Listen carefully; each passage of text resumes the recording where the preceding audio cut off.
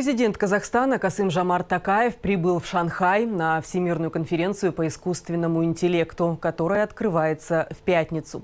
Казахстан делает серьезную ставку на ИИ, намереваясь стать технологическим центром Центральной Азии. 2026 в стране объявлен годом искусственного интеллекта и цифрового развития. В прошлом году создано профильное Министерство искусственного интеллекта и цифрового развития, а это направление выведено в число приоритетов государственной политики. Принят закон об ИИ, разрабатываются масштабные планы по созданию вычислительной инфраструктуры, запущены образовательные программы. Глава государства назвал создание долины центров обработки данных ключевым проектом для привлечения глобальных инвестиций и технологических компаний. Китай и Казахстан активно наращивают сотрудничество в сфере ИИ, совместные предприятия, обмен студентами и специалистами.